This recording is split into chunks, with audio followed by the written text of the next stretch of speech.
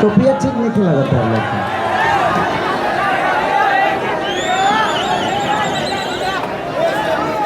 चलिए हमारी फिल्म मेहंदी लगा के रखना के गाना बैठो भाई रवो सबके बीच में जो कि काफी लोकप्रिय होगिलबाज के डेट में वो गाना सरसों के सगिया ताजा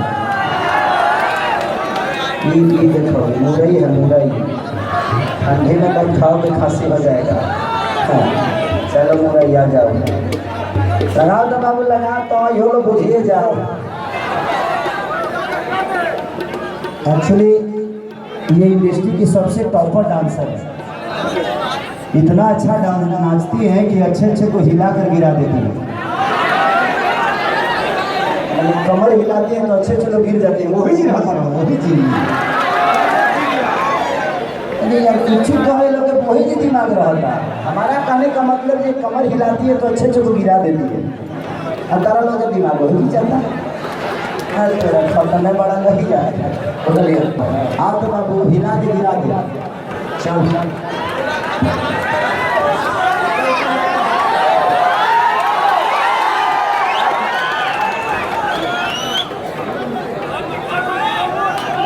इधर इधर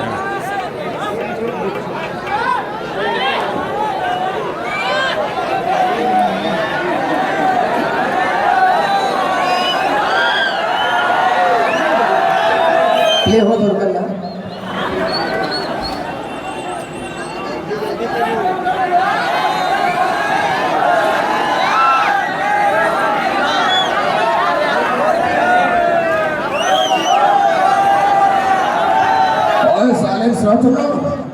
क्यों सियासत के खेल खेल रहे हैं आप लोग? आपको मालूम होना चाहिए मैडम जी डांस करने जा रही है और मैडम जी बड़ा अच्छा लगता है आपको देखते हैं। साथ में सर जी भी है या हमारे भोजपुरी जगत के सलमान खान है। और मैडम जी आज पहली बार डांस देख रहे हैं, हमें पहचाना आपने?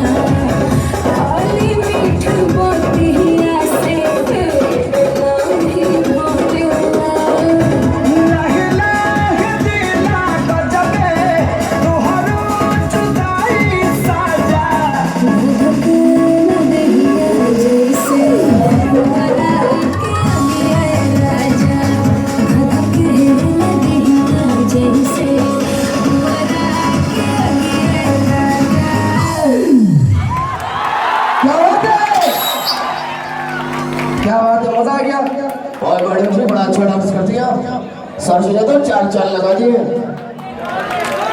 ये पुरस्कार है सर जी। हाँ भैया 2 मिनट समय